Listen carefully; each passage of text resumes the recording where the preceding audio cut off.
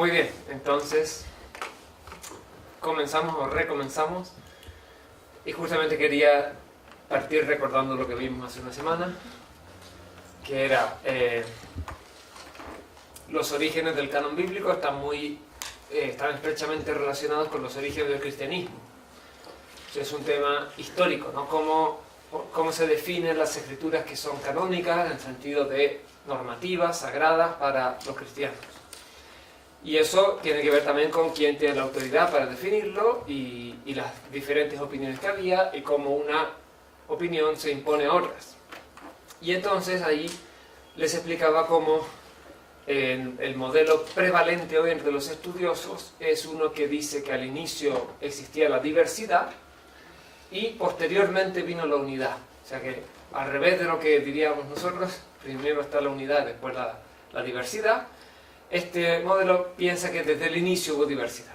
Incluso ya en Jesús había ambigüedad, ya entre los apóstoles y primeros cristianos hay discusiones, hay divisiones, y entonces están divididos prácticamente desde el minuto 1. Para que esto sea un poco más visible, y viendo que como aquí tenemos internet, yo dije, les voy a mostrar un par de libros que dicen esto. Así también les puede sonar un poco el autor. Este es un autor americano, Bart Ehrman. Ahí se ve la imagen. Él era un ferviente protestante y tuvo una crisis total de fe y ya no lo es. No sé si creen algo, probablemente no. A la vez es un estudioso serio. No es un periodista que divulga y que no sabe lo que dice, sino que sabe. Lo pongo en inglés porque en la misma página en castellano no tenía la descripción del libro. Entonces, Lost Christianities, Cristianismos Perdidos, The Battles for Scripture and the Faith We Never Knew. Las batallas por la escritura y las fe en plural, no sé cómo decirlo, las creencias, los credos que nunca conocimos. Ya ven que el título va en esta línea. O sea, hubo una corriente que se impuso y eliminó a las demás. Y entonces hay muchas creencias que nosotros nunca conocimos porque fueron quemadas, ¿no? Y entonces, dice, ¿entienden en inglés? ¿O no lo voy traduciendo? Bueno, vamos traduciendo. La iglesia cristiana primitiva era un caos de creencias en disputa. ¿Está un poco chico o no? A ver, quizá un poco más grande. Ya. ¿Se lee? Ok. ¿Poquito más? Ya. Gracias. Entonces, algunos grupos de cristianos decían o declaraban que no había un solo Dios, sino 2, o 12, o 30. Algunos creían que el mundo no había sido creado por Dios, sino por una divinidad inferior e ignorante. Algunas sectas mantenían que Jesús era humano pero no divino, mientras otras decían que era divino pero no humano. Todo esto es verdad. En este libro, Los Cristianismos, Bart Ehrman ofrece una mirada fascinante a estas primitivas formas de cristianismo y muestra cómo ellas llegaron a ser suprimidas, reformadas u olvidadas. Todos estos grupos insistían que ellos mantenían las enseñanzas de Jesús y de sus apóstoles y que todos poseían escritos que apoyaban sus tesis, ¿no?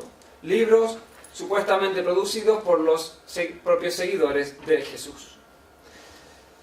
El trabajo arqueológico moderno, que diga arqueológico es muy raro, pero en fin, porque no pinta mucho, pero dice el trabajo arqueológico moderno ha recuperado un número de textos claves y, como muestra Ehrman, estos descubrimientos espectaculares revelan una diversidad religiosa que dice mucho sobre las maneras en las que la historia llega a ser escrita por los ganadores.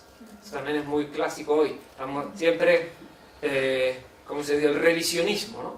Se nos ha contado de una manera la historia, ahora sospechamos y decimos, tenemos que ver la historia desde el otro lado, cómo la contarían los que perdieron. La explicación de Ehrman va desde consideraciones de varias escrituras perdidas, incluyendo evangelios falsos, supuestamente escritos por Simón Pedro, el discípulo más cercano de Jesús, y Judas Tomás, el supuestamente hermano gemelo de Jesús.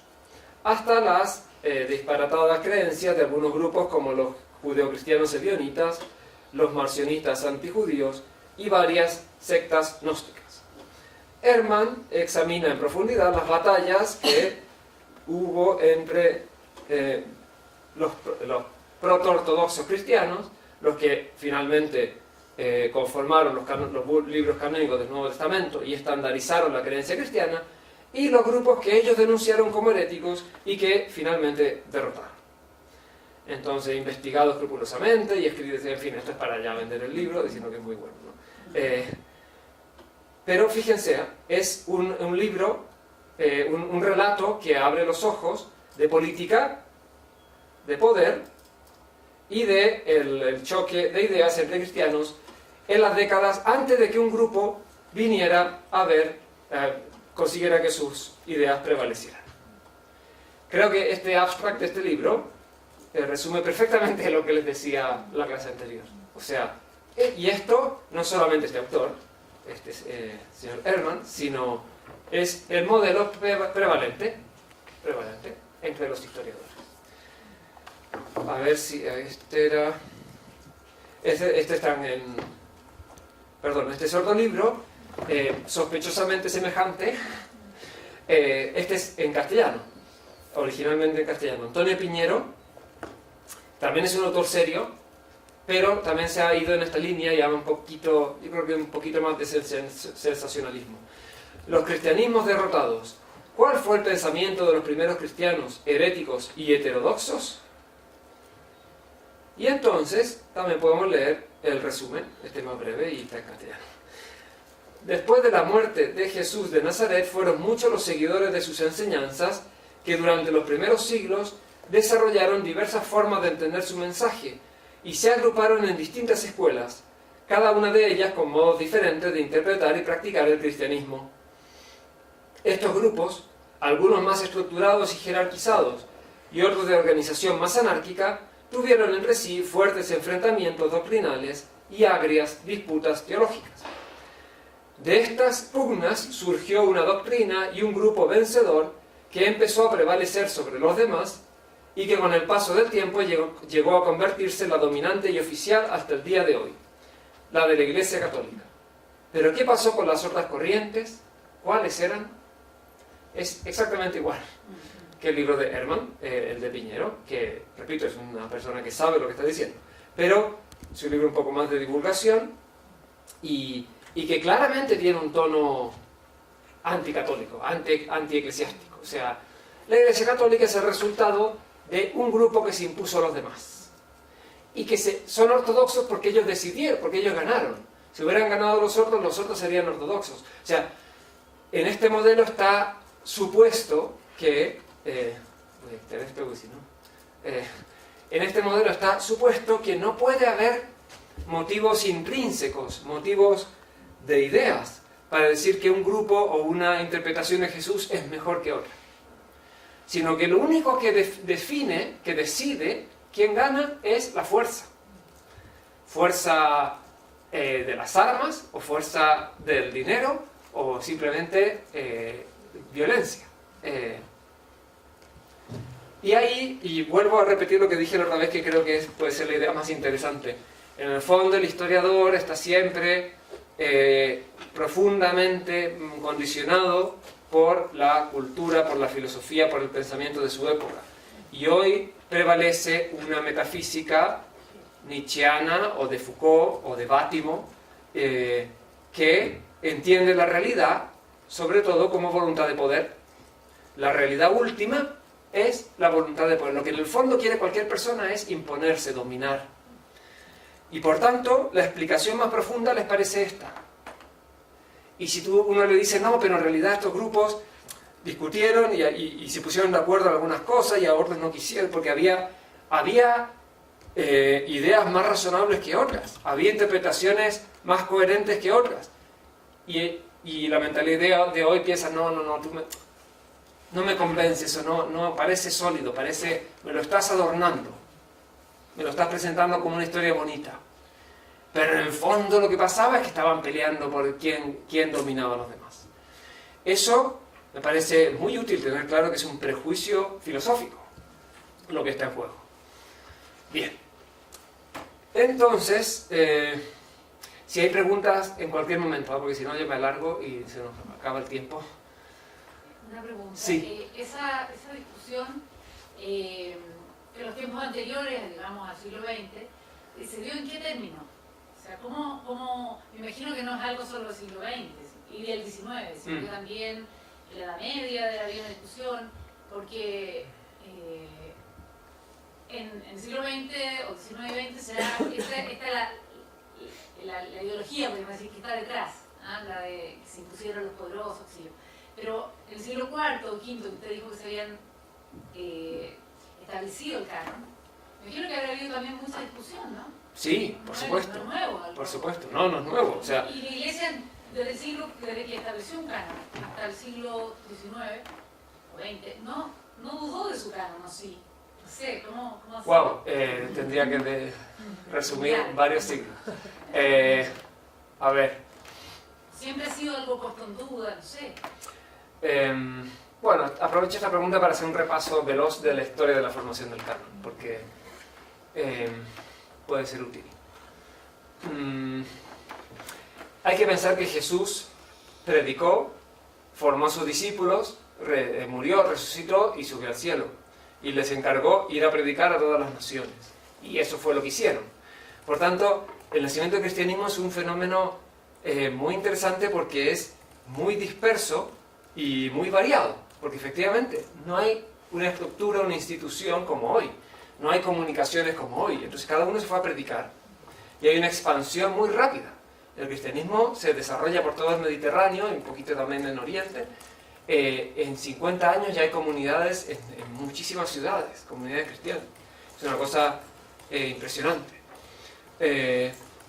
Poco a poco estas comunidades pues tienen que ir asentándose, organizándose, y una parte de esa organización es ver quién manda, ver cómo nos relacionamos con otras comunidades y ver cuáles son los escritos que reconocemos como normativos, que nos ayuden a mantener nuestra fe en Jesús. La fe en Jesús no viene por libros, viene por predicación. Eso también es importante. El cristianismo no es una religión del libro. La fides ex auditu, dice San Pablo. Y lo primero que se forma, y que tenemos testimonios ya de principios del siglo II, son colecciones de cartas de San Pablo y los 4 evangelios. Poco a poco se van ganando reconocimiento. Y yo diría, las principales cartas de San Pablo y los 4 evangelios siempre gozaron de un reconocimiento amplio y difundido. O sea, cuando se habla de formación del canon, no es que era pasar de 0 a 100 en el siglo IV, no. Ya en el siglo II se reconocen más o menos en todas las comunidades algunas cartas de San Pablo y los 4 evangelios canónicos, o quizá no todos, porque no todos los conocían. Eso también es... Hay que ponerse en la mentalidad. La comunidad de Corinto, pues tiene las cartas que le escribió San Pablo a los de Corinto, quizás les llegan copias de las otras cartas de San Pablo, y de repente saben de algún evangelio y les llega una copia de alguno de los 4. No saben que existen otros, hasta unos años después. O sea, es un proceso lento. Entonces, en el año 100, probablemente ninguna comunidad tenía el Nuevo Testamento. No tenía los 27 libros. No quiere decir que los rechazara, tenía los que le habían llegado. Y algunos más, porque también empiezan a aparecer escritos que no acabarán en el canon. San Ireneo es un testimonio importante. Hacia el 180 él dice: los evangelios son solamente 4, ni más ni menos. Algunos lo consideran como la primera definición de un canon, porque está diciendo no simplemente que él acepta Mateo, Marcos, Lucas y Juan, está diciendo que solamente son estos. Y si uno quita uno, hace una cosa mala. Y si uno añade uno, hace una cosa mala. Y él da ejemplos de otros evangelios, porque la ventaja de Ireneo es que él conoce muchos otros evangelios, los menciona. Porque Ireneo tuvo que enfrentarse a estos grupos gnósticos, ¿no? Estos que creían que había varios dioses o que negaban la creación por parte de Dios. ¿Siglo III? No, 180, Ah, pues sí. siglo II. Este es San Ireneo, sí. Estamos en una iglesia perseguida, esto hay que recordarlo, con persecuciones que no eran constantes ni en todas partes, pero cada cierto tiempo hay persecuciones. Después que viene la libertad con Constantino, pues vienen las primeras definiciones dogmáticas, no son sobre el canon, son sobre el Hijo, o sea, la Trinidad y la Cristología. El Hijo consustancial al Padre, Concilio de Nicea, el Espíritu Santo, Concilio de Constantinopla, después ya siglo V, las dos naturalezas de Cristo y una persona, ¿no? Pero paralelamente se va cada vez viendo que hace falta definir los libros, cuáles son los buenos, no cuáles son los confiables, los canónicos. Y empiezan a aparecer listas, San Atanasio da una lista, San Cirilo de Jerusalén da una lista, y hay algunos concilios del norte de África que dan la lista, y hay un papa del siglo V que da la lista. Pero no hay ninguna definición dogmática universal, hasta el concilio de Trento. O sea, un poco respondiendo a la pregunta, la Iglesia se demoró mucho en definir el canon, pero lo tenía bastante claro. Ya desde el siglo II tenía claro al menos las escrituras fundamentales. Y después se fueron definiendo la periferia del canon. Las demás cartas, el Apocalipsis hubo bastantes dudas, la carta a los hebreos despertaba también dudas. Pero esto también es muy importante distinguir entre un centro del canon y una periferia del canon. Porque si yo digo que solamente en el siglo IV o V se define el canon, quiero decir que aparecen listas más o menos completas. Pero mucho antes ya la Iglesia usaba los cuatro evangelios, las cartas de San Pablo y algunos textos más. ¿Ok? Y toda la Edad Media es muy pacífica en el canon. No hay discusiones. Los problemas reaparecen con la Reforma Protestante. Y por eso el Concilio de Trento tuvo que definir el canon, porque para evitar dudas. Por otra parte, esta también la pregunta, ¿no? Antes del siglo XIX y XX, ¿cómo se explicaban los orígenes del cristianismo? Pues se creía a pie juntillas lo que cuentan los Hechos de los Apóstoles, o sea, había gran confianza en las fuentes, y entonces el modelo no era de primero diversidad y después unidad, sino al revés. Primero unidad, al inicio Jesús y los apóstoles estaban todos de acuerdo, perseveraban todos unidos en la fracción del pan y en la doctrina, como dice el capítulo 2 de los Hechos de los Apóstoles, y después vienen las herejías que son desviaciones. Este es el modelo tradicional, algunos lo llaman el modelo ingenuo, en fin, ya el nombre que uno le ponga depende también del propio punto de vista. Y yo repito lo que dije y que vamos a retomar ahora leyendo algunos textos. A mí me parece que no es tan importante si había unidad o había diversidad. O sea, está claro que había diversidad. El incidente de Antioquía, que recordamos hace una semana, la pelea entre Pedro y Pablo. Lo importante es que algunos grupos reconocieron la compatibilidad entre sus diversas interpretaciones. O sea, la diversidad, o dicho de otra manera, diversidad tiene distintos grados. Y entonces si viene un grupo y me dice que Jesús no es Dios, esa es una diversidad incompatible con los otros grupos. Si hay un grupo que me dice Jesús era un ángel que también se encuentra, ¿no? Pues eso es incompatible. En cambio, dentro del mismo Nuevo Testamento es poner juntos textos que tienen mucha diversidad. San Pablo dice que nos salvamos por la fe y no por las obras, y la carta de Santiago dice, ¿cómo pueden decir que uno salva por la fe si la fe sin obras no es nada? No son contradictorios, pero no son iguales tampoco. Santiago y la carta de los Romanos.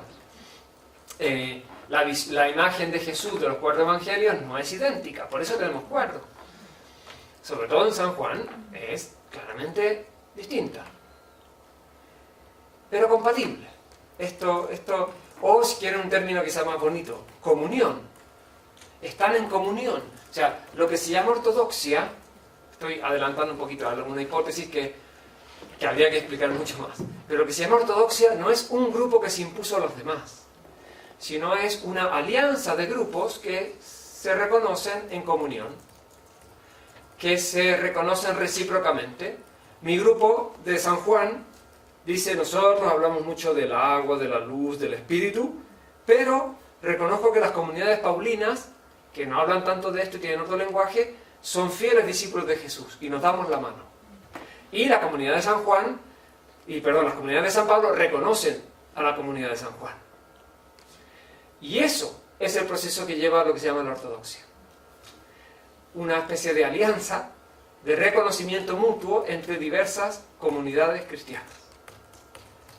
Uno podría pensar, pero el Papa, ¿qué decía? El papado es una cosa que totalmente distinto de ahora. Por supuesto que desde el inicio Pedro es principio de unidad, eso también está en el Nuevo Testamento, pero mucha gente no sabía lo que decía el Papa en Roma, hay que darse cuenta de la dificultad de las comunicaciones. Entonces, para mostrar esto, vamos a leer algunos textos.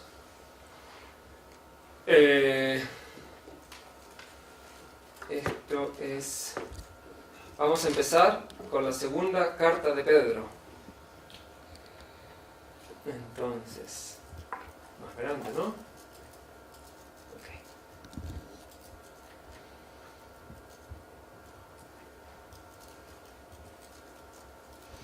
Este es el final de la segunda carta de Pedro. ¿Ok? 2 Pedro, capítulo 3, versículo 15 y siguientes. Dice, tengan en cuenta que la paciencia del Señor es para nuestra salvación, como les ha escrito nuestro hermano Pablo, conforme a la sabiduría que le ha sido dada. Y lo repite en todas las cartas donde trata este tema. En ellas hay pasajes difíciles de entender, que algunas personas ignorantes e inestables interpretan torcidamente, como por otra parte lo hacen con el resto de la Escritura para su propia perdición. Y sigue, pero me quedo aquí. Como les ha escrito nuestro hermano Pablo, se lo llama hermano, es una señal de comunión. Lo repiten todas las cartas, o sea que aquí el autor de la segunda carta de Pedro, que uno piensa, pues será San Pedro, pues la mayoría de los estudiosos piensa que la segunda carta de Pedro es pseudoepigráfica, o sea que se escribió después de la muerte de San Pedro, varias décadas después, por un discípulo. O no, o sea, estas son siempre cosas un poco hipotéticas, pero aquí en esta segunda carta de Pedro hay bastantes motivos para pensarlo. Justamente porque está hablando de la paciencia del Señor, que parece que tarda en venir, y si hubiera sido San Pedro años 60 y poco, pues no se entiende de pedir tanta paciencia, porque no ha pasado mucho tiempo desde la ascensión del Señor. Pero bueno, cada uno puede pensar lo que quiere. En esto además, importante, no hay dogmas. No es dogma de fe que San Pedro escribió las 2 cartas que llevan su nombre. No es herético pensar que no las escribió. Tampoco hay que convertir en dogma la opinión contraria, ¿no? Lo que digan los estudiosos modernos. O sea, no hay dogmas en este sentido, ni en un sentido ni en otro. Y entonces, dice aquí, en ellas, en las cartas, ¿cuántas son? Nos encantaría que hubiera dicho la lista, ¿no? Pero no la lista. Pero conoce más de una, y probablemente más de 2. En ellas hay pasajes difíciles de entender, que esto también es un consuelo, porque San Pablo es muy difícil, sigue siendo muy difícil, 2000 años después. Pero lo más interesante es este inciso. Algunos les interpretan torcidamente, como por otra parte lo hacen con el resto de la Escritura. O sea que las cartas de San Pablo son Escritura. Esto es bastante fuerte, porque la Escritura en estos primeros escritos es lo que nosotros llamamos el Antiguo Testamento, porque no existe todavía el Nuevo Testamento. Pero este es un testimonio bastante temprano, aunque sea del año 100, como piensan algunos, pero sigue siendo muy temprano, de una asimilación de escritos cristianos con el valor sagrado y normativo de las Escrituras de Israel. Además, es un autor que en nombre de Pedro reconoce la autoridad y la sabiduría de Pablo. Baur, ¿se acuerdan? Ferdinand Christian Baur, que hablamos la semana pasada, de que hablaba de petrinismo, paulinismo, usaba este texto para decir esto es la síntesis, en el siglo II, entre petrinismo y paulinismo. O sea, esto lo usaba para su propia teoría. y tiene algo de verdad. O sea, aquí es la voz de Pedro que reconoce la autoridad de Pablo. Es un reconocimiento, no podemos decir recíproco porque no tenemos un testimonio al revés, ¿no? De Pablo reconociendo a Pedro. Bueno, sí lo tenemos, la carta a los Gálatas. No en el incidente, no en la pelea, sino antes, que dice que subió a Jerusalén a ver a los apóstoles y les dio la mano a los que eran las columnas, Santiago, Cefas y Juan. O sea, Pablo, que ha visto a Cristo directamente, sube a Jerusalén para confrontar, para ver que no hubiera corrido en vano. Eso, bueno, podríamos leerlo, porque no lo había pensado, pero bueno. Un texto que habla de reconocimiento de las cartas de San Pablo y que es una manifestación de comunión de una comunidad, de un grupo, si quieren, el grupo de Pedro, hacia el grupo o los grupos de San Pablo. Otro ejemplo muy conocido también, capítulo 21 del Evangelio de Juan, último capítulo del Evangelio según San Juan. Pues aquí es donde dice, el que escribió esto es el discípulo amado, ¿no? Este mismo discípulo es el que da testimonio de estas cosas y el que las ha escrito. Y sabemos que su testimonio es verdadero. Muchos ven, sabemos que este capítulo parece ser un añadido de la comunidad, después de que ha muerto el discípulo amado. Es posible. Tampoco lo sabremos nunca con certeza. Pero un evangelio donde claramente el discípulo amado tiene un papel especialísimo, es el que está al pie de la cruz, el que recibe a la Virgen, etc., termina con que Jesús le encarga pastorear las ovejas, no al discípulo amado, sino a otro, a Pedro. Qué fácil habría sido cambiarlo o cantarlo, decir que Jesús le encargó al discípulo amado, que suponemos que es San Juan, le encargó a San Juan, pastorea mis ovejas, pero no, se lo encarga a Pedro. Eso también no es mentalidad sectaria, es decir, esta es la comunidad del discípulo amado, pero nosotros mismos te estamos contando que Jesús le dio el encargo a Pedro, que de nuevo es Pedro. También esto es muy bonito, hay una tesis doctoral que hizo un sacerdote inglés, Joe Evans, que era cómo la figura de Pedro une gran parte del Nuevo Testamento. O sea que ya está funcionando el Papa como principio de unidad en la formación del canon del Nuevo Testamento. Bien, bueno, no lo leo porque esto creo que es súper conocido, ¿no? Apacienta mi cordero, las 3 veces recordando la triple negación. Y otro texto también que se suele citar para hablar de esto es el final largo, la conclusión larga de Marcos. Evangelio según San Marcos, capítulo 16. Este es un texto con problemas de tipo de transmisión manuscrita, porque muchos manuscritos terminan aquí, en el versículo 8, terminan con la palabra miedo. Ellos salieron corriendo del sepulcro porque estaban temblando y fuera de sí, y no dijeron nada a nadie porque tenían miedo. Pues muchos manuscritos, el Evangelio termina aquí. Y otros añaden un final que no es el que está en nuestras Biblias, o sea, hay varios finales. El que la Iglesia ha aceptado como canónico es el que tenemos aquí, esta es la página del Vaticano. Pero en fin. Entonces, ¿qué es lo que interesa aquí? Estos versículos del 9 al 20 son una especie de resumen de las apariciones de Jesús, pero que parecen conocer los otros evangelios. Jesús, que había resucitado a la mañana del primer día de la semana, se pareció primero a María Magdalena. Esto es, ¿cuál evangelio cuenta esto? Que Jesús apareció primero a María Magdalena. A ver, conocimiento bíblico.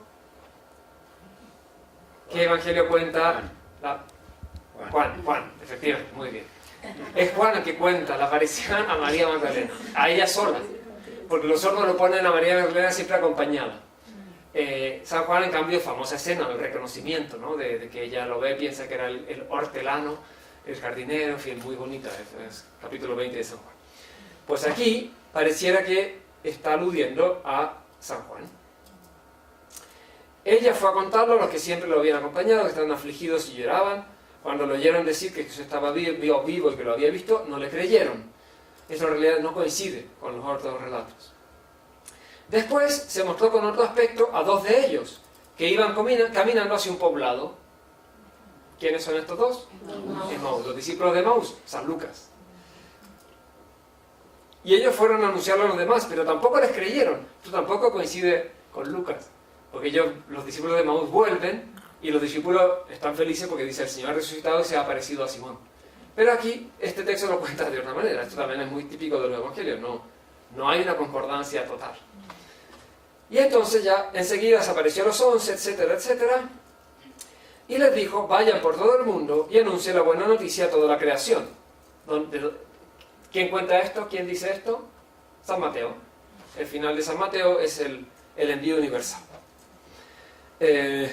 Incluso más, dice: podrán tomar las serpientes con sus manos, y si beben un veneno mortal no les hará algún daño, etcétera, etcétera.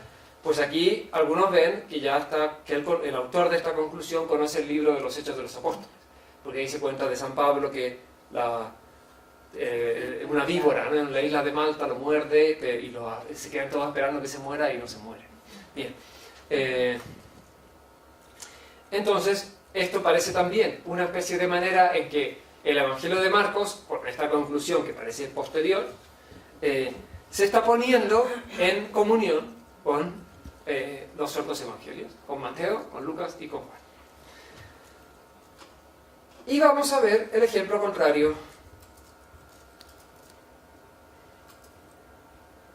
Porque, claro, estos textos pues, son todos conocidos, etcétera, pero en cambio es muy probable que ninguno de ustedes haya leído nunca el Evangelio de Tomás.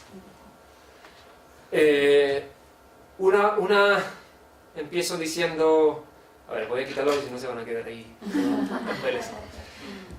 Hay un profesor en Canadá que se llama Craig Evans y que dice una cosa muy sensata. Cuando los alumnos le preguntan por qué la Iglesia acepta solo los 4 evangelios canónicos y en cambio ha rechazado todos los demás, él les contestaba: léelos y verás. Porque aunque se está tanto insistiendo en la diversidad, en los distintos grupos, pero todos estos evangelios que la Iglesia no aceptó, pues, bueno, todos, no los conocemos todos, eso es verdad, pero los que se han conservado son, esto es como difícil de decir, pero son claramente inferiores. Son claramente inferiores por profundidad,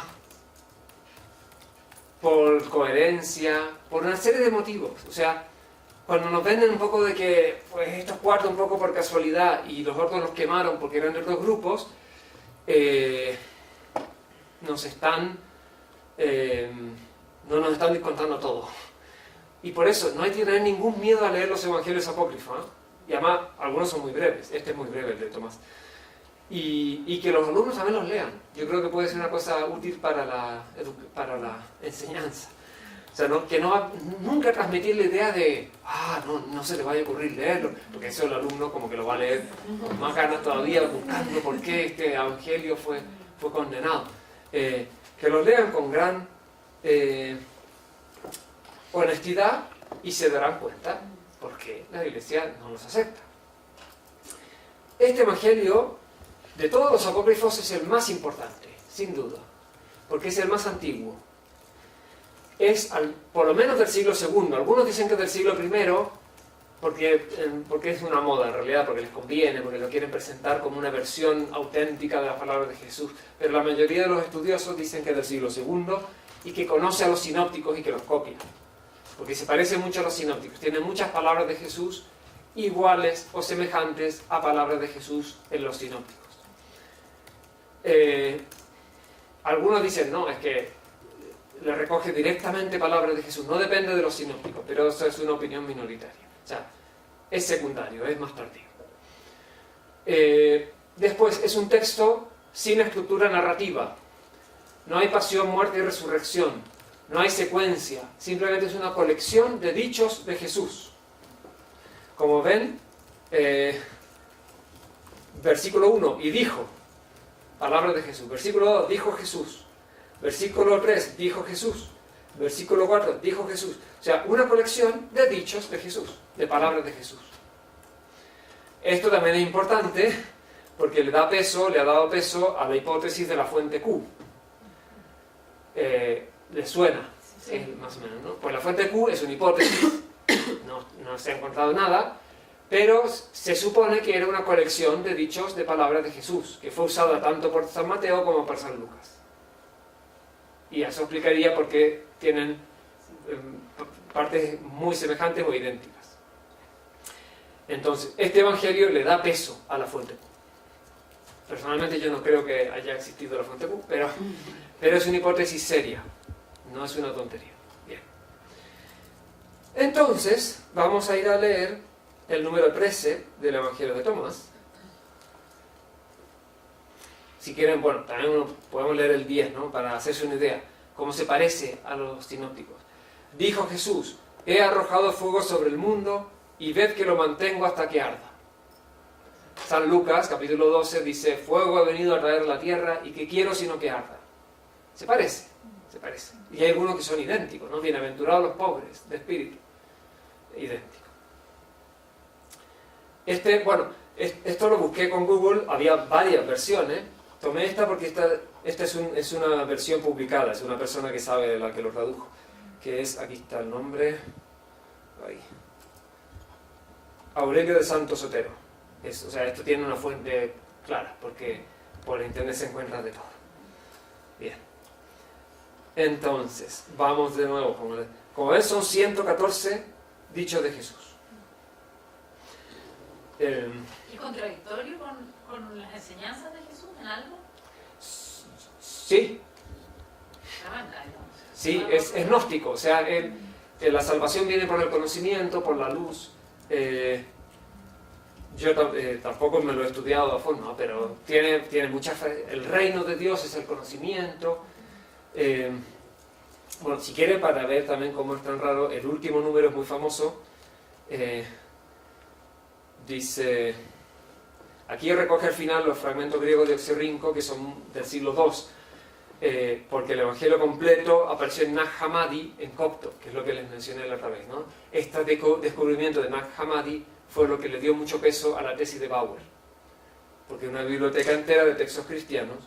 Pero en fin, el último punto dice: Simón Pedro les dijo que se aleje María, que se supone es María Magdalena, de nosotros, pues las mujeres no son dignas de la vida. Dijo Jesús: mira, yo me encargaré de hacerla macho, de manera que también ella se convierta en un espíritu viviente, idéntico a vosotros los hombres. Pues toda mujer que se haga varón entrará en el reino de los cielos. Bien. Bien valiente haberlo leído. Entonces,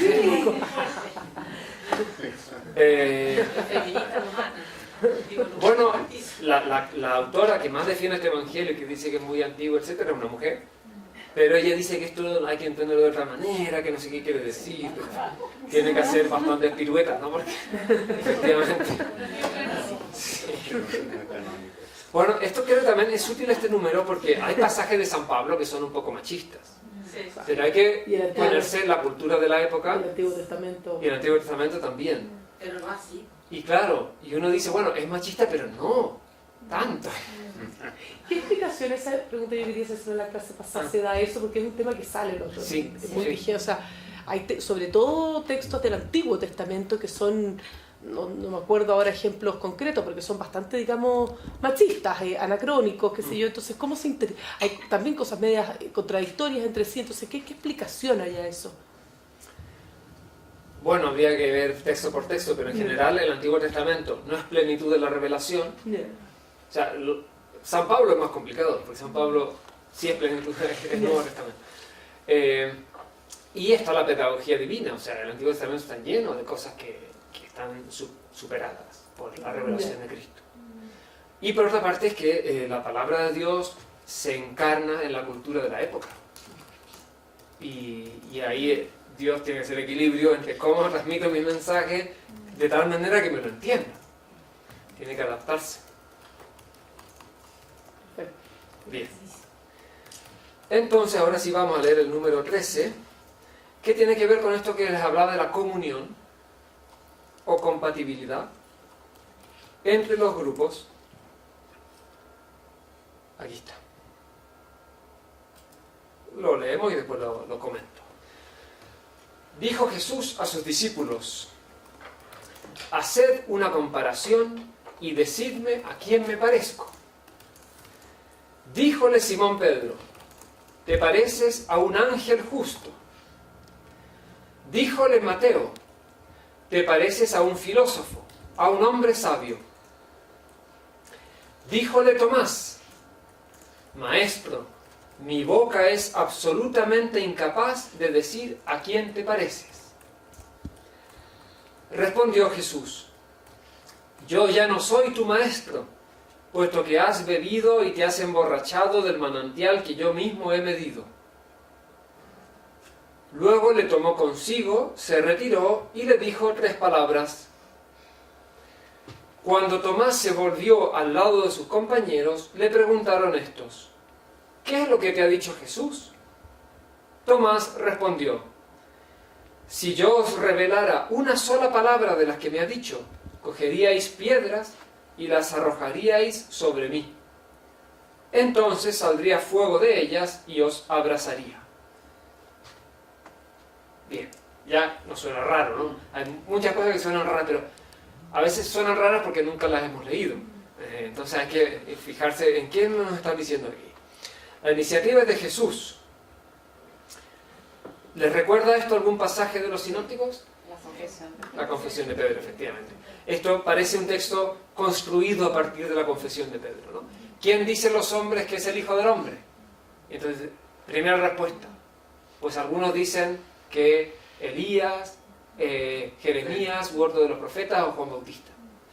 Y después, segunda pregunta, ¿y ustedes quién dicen que soy yo? Y Pedro responde, tú eres el Mesías. Pues aquí no quién soy yo, sino les pide que hagan una comparación, que le digan a quién se parece. Simón Pedro, como en el Evangelio, es el primero que responde, pero una respuesta ángel justo, que si no me equivoco, no está bien para el Evangelio de Tomás, tampoco está bien para nosotros, ¿no? Pero el Evangelio de Tomás no cree que Jesús sea un ángel justo. Mateo, ¿te pareces a un filósofo o un hombre sabio? Pues podríamos decir respuesta insuficiente, ¿no? Correcta pero insuficiente. Tomás, que es el del Evangelio, o sea, el Evangelio de Tomás, dice que no puede decir a quién se parece, ¿no? Y esto le gusta mucho a Jesús. Y le dice, yo ya no soy tu maestro, sino que tú has ido a fuentes más profundas. También Jesús como que remite una autoridad superior a la suya. Y después le dice una enseñanza secreta. Solo a Tomás. Ni Pedro, ni Mateo, ni nadie más escucha eso. Y de hecho, les viene la copucha, ¿no? ¿Qué te dijo? ¿Qué te dijo? ¿Qué es lo que te dijo Jesús? Y Tomás no les dice. No les dice. Entonces, esto es bonito pues compararlo con lo que leíamos antes. En el Evangelio de San Juan reconoce que Jesús le dio a Pedro el encargo de pastorear las ovejas. En cambio, el Evangelio de Tomás, el único que sabe de verdad quién es Jesús, o al menos el que ha recibido unas revelaciones secretas, es solamente Tomás. Mateo y Pedro están perdidos. Por tanto, el mismo Evangelio ya se pone como incompatible con los demás, o se distancia de los demás. Aquí tocamos también el tema del secreto. O sea, ¿cómo empieza? ¿Cuál es el título? Estas son las palabras secretas que pronunció Jesús el viviente y que Dídimo Judas Tomás consignó por escrito. Cuando nos quieren vender efectivamente que había muchos grupos y todos eran más o menos iguales y ganó uno, por ejemplo, no se recoge esta diferencia. La mayoría de los grupos que podríamos llamar heterodoxos eran esotéricos, o sea, usaban el secreto, se presentaban como unos que te transmitían una enseñanza distinta sobre Jesús y se justificaban diciendo, es que esto suena nuevo porque era secreto. Esto Jesús se lo dijo a uno solo de los apóstoles. Marción, por ejemplo, creo que lo mencioné la otra vez, Marción, hereje del siglo II, dice, el único apóstol que entendió de verdad a Jesús fue San Pablo. Los 12 no entendieron nada. Solo San Pablo lo entendió. No es esotérico Marción, pero es lo mismo, es tomar un solo apóstol y excluir a los demás. Evangelio de Tomás, solo Tomás recibe las enseñanzas secretas de Jesús. Mateo es insuficiente, Pedro está perdido, solo Tomás. Y hay, a ver si me acuerdo, porque no me acuerdo el número, hay una referencia a Santiago. Esto es control F, sí. Aquí está. Esto es bien curioso. Número 12. Los discípulos dijeron a Jesús: sabemos que tú te irás de nuestro lado. ¿Quién va a ser el mayor entre nosotros? Díjole Jesús: donde quiera que os hayáis reunido, dirigidos a Santiago el justo, por quien el cielo y la tierra fueron creados. Esto es muy raro, porque pareciera que contradice todo lo que acabo de decir. O sea, el bueno, el mejor es Santiago. Pero tiene esto, por quien el cielo y la tierra fueron creados, que es un poco raro. Y además, en la doctrina del Evangelio de Tomás, el cielo y la tierra no son buenos. Ellos son, como muchos de los gnósticos, piensan que la creación material es mala, es obra de un demiurgo, que el mundo que vemos es obra de una divinidad mala. Por tanto, este número, algunos lo ven como irónico. O sea, ¿quién va a ser el mayor de los discípulos? Santiago. O sea, el peor de todos. Porque está en las antípodas de Tomás. Y además el mayor entre los discípulos. Pero el único discípulo que cuenta en este evangelio es Tomás. O sea, parece, porque esto siempre es el campo abierto de la interpretación. Ok. ¿Preguntas? Yo ya cumplí, dije creo todo lo que quería decir. Respecto a la infancia de Jesús, también existe literatura apócrifa Sí. completa los vacíos, los silencios. Sí. Yo he leído dos cosas, que Jesús, se resalta la divinidad del niño en el fondo, que hace milagros siendo niño. Sí. Lo disimila ahí, o para determinar, entre otros criterios que no es, que es anacrónico, es que la divinidad de Cristo se presenta en su vida pública gradualmente y no era su momento. ¿Cómo se explica ese Yo criterio? creo que se explica sobre todo porque son textos muy populares, Que muy resaltan, sobrenaturales. Claro, son medio fantásticos, resaltan Sí. folclóricamente la figura de Cristo, Sí, ¿no? entonces la iglesia pues dijo, pues esto, Claro. quizás no son heréticos, algunos de estos sí que alguna herejía tienen, pero otros sí son simplemente populares. Pero es que para ser canónico no basta que tú digas cosas verdaderas, tienes que decirlas bien. Claro, claro. O sea, que sea canónico, o sea, la divulgación de un escrito canónico no está zanjada con uno o dos criterios precisos, sino que cada evangelio apócrifo presenta su propia... Sí, claro, porque los evangelios apócrifos no son un conjunto, Claro. A veces lo denominamos así en conjunto, pero cada uno tiene unas características propias muy distintas. O sea, y habrá que analizarlo a cada uno claro, en su... algunos son gnósticos, esotéricos, muchos otros son más bien populares. Hay de todo. Sí. Sí. No sé si puede como profundizar un poco más cuando estaba explicando un poco la formación del canon bíblico, ahí que dijo una cosa que me llamó la atención, que claro, que el mensaje de Jesús fue, antes de subir al cielo, vayan por el mundo y prediquen el evangelio, no les dejó estructura A, B y C. Pero antes él le había dicho a Pedro: tú eres Pedro y sobre esta piedra edificaré mi iglesia. Entonces ahí cómo se fue. Claro, porque me quedé con la idea que todos partieron, o sea, se dispersaron y trataron de ponerse de acuerdo. Pero ¿cómo quedó establecido? O sea, siempre el sucesor de Pedro quedó definido que era como el mandamás, el papa. ¿Cuándo se definió la estructura de papas, quizás? Es una buenísima pregunta, pero yo no soy competente para responderla bien. O sea, estas mismas referencias dentro del Nuevo Testamento muestran que la autoridad de Pedro es reconocida al menos por varios grupos. A la vez se suele decir que el primado de Pedro se demoró mucho en ser efectivamente reconocido.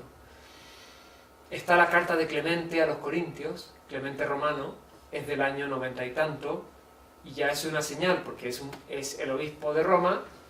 ¿Por qué le tiene que escribir a los cristianos de Corinto? Pues porque piensa que él tiene autoridad sobre una comunidad que no es la suya, que no es Roma. O sea, que hay señales. ¿Cómo reaccionaron los de Corinto? No sabemos. Eso sería quizás lo más interesante. Si los de Corinto dicen: esto viene del Papa, todo obediencia. Quizás no. San Ignacio de Antioquía, siglo II también, la carta a los romanos dice iglesia que preside en la caridad. También es de los testimonios más antiguos, ¿no? O sea que es la comunidad que tiene una posición superior en la caridad, que es bonito también. O sea, preside no por el dinero, sino preside en la caridad. A la vez, la cantidad de peleas entre los cristianos que hubo en los primeros siglos son enormes. Entonces, y controversias sobre la fecha de la Pascua, por ejemplo. Cuando había que celebrar la Pascua. Y eso llevó casi a un cisma entre varias comunidades. Y a veces el Papa intervenía y no siempre le hacían caso. O sea, bueno, un poco como ahora, si es que lo dije la otra vez. No hay nunca una iglesia totalmente organizada y disciplinada y pacífica. Usted dijo algo que me dejó muy intrigada. Dijo que los evangelios eran primitivos, algo así, respecto a otros escritos que podrían ser más sofisticados. Como que estos eran más sofisticados, no. de un nivel más alto, dijo. No. Los 4 evangelios canónicos tienen un nivel teológico, literario, superior a los apócrifos en general. Sí. La palabra primitivo es un poco peligrosa porque a veces se usa para decir que es más antiguo, no que sea así como un picapiedra bruta. Porque cuando apareció el Código Da Vinci, Sí. surgió mucho el tema del Evangelio de Judas, ¿no? De eso, porque ahí además se puso toda una controversia del Evangelio de Judas y el papel de María Magdalena. Ahí algo nos puede decir, son cosas que a lo mejor Sí. nos puede preguntar algún... El Evangelio de Judas fue portada del National Geographic porque apareció en manuscrito que no se conocía y entonces tuvo cierta resonancia, pero no es un evangelio ni muy antiguo ni muy interesante. O sea, el de Tomás es mucho más interesante. El Evangelio de María Magdalena, la verdad que no lo conozco, pero me parece que pasa lo mismo. O sea, ¿cuáles son los evangelios apócrifos más interesantes? El de Tomás y el de Pedro. El de María Magdalena, el de Judas, me parece que tienen menos peso, porque es de fecha más tardía o porque el contenido no aporta nada. Pero cada uno de estos textos es un mundo, entonces habría que leerlo, estudiarlo, para saber más. Se escapa un poco, pero algo relación tiene. Bueno, estableció el canon, ¿verdad? Se produce en la historia también objeciones a la credibilidad de lo que los evangelios dicen acerca de Cristo. Sí. Es decir, el Cristo que existió, que no es tema ni duda, es distinto al que me cuentan estos cuatro evangelistas.